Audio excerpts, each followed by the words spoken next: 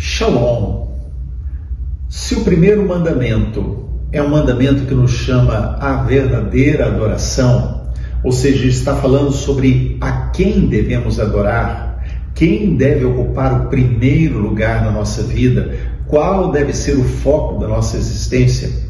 O segundo mandamento, ele nos fala sobre como adorar, como deve ser a nossa adoração. Então veja, o primeiro, a quem adorar. O segundo, como adorar. Então, nós podemos olhar, por exemplo, para o segundo mandamento.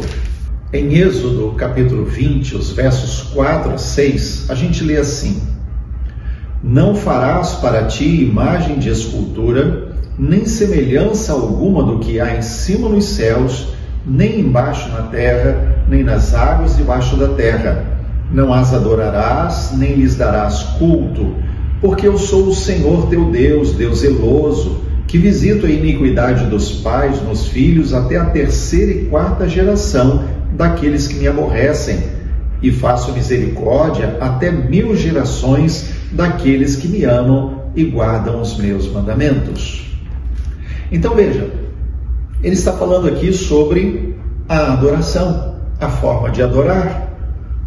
Mas ele usa uma expressão que é o de criar imagem. Isso porque devemos lembrar que naquele tempo, principalmente, o uso de imagens tinha a ver com a invocação de divindades. E no Egito isso era muito comum. Então ele está falando, olha, não faça para vocês imagem de escultura. Por quê? Porque isso seria idolatria. Bom, o que é idolatria? Idolatria é transferir a adoração, transferir o amor, transferir a devoção, a honra que deve ser dada ao Criador, transferir isso para a criação ou para a criatura.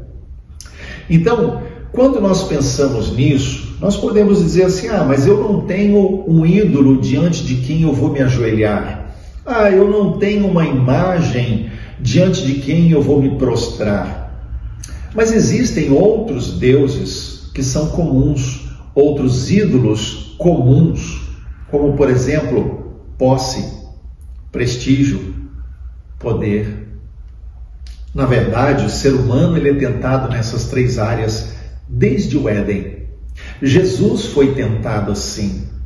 Por exemplo, ele foi tentado a transformar pedra em pão, ou seja, ele ter o que ele precisa, ele ter o que ele quer. Mas Jesus estava em jejum, buscando ao Senhor, buscando a direção do Senhor, sob direção do Espírito Santo.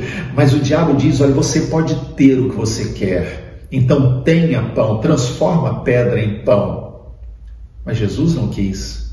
Depois o diabo leva Jesus ao pináculo do templo, um ponto mais alto do templo, e então diz, se lança lá embaixo, porque os anjos do Senhor vão te amparar, porque a Bíblia diz que aos seus anjos dará ordem para isso. Bom, Jesus rejeita, porque se ele faz isso, todos iriam ver, e com certeza as multidões iriam aplaudir. Está falando de prestígio.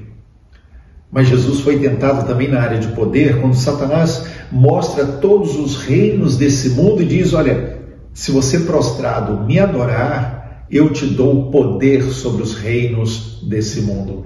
E Jesus disse, não. Por quê? Porque na verdade a adoração deve ser dada somente ao Senhor. Retira-te, Satanás. Porque está escrito, ao Senhor teu Deus adorarás e só a Ele darás culto. Então, quando eu e você somos tentados a colocar outras coisas, como bens, dinheiro, sexo, prazer, prestígio, sermos reconhecidos pelas pessoas, quando queremos colocar essas coisas em primeiro lugar na nossa vida, estamos criando um culto a quem não é Deus. Por isso, como adorar? Adorar com exclusividade. Deus não pode ser forjado nem descrito numa imagem. Deus é eterno, invisível, mas um Deus real. Por isso, decida-se adorá-lo, colocar o foco da sua vida nele e saiba que aí estará sim o centro da verdadeira adoração.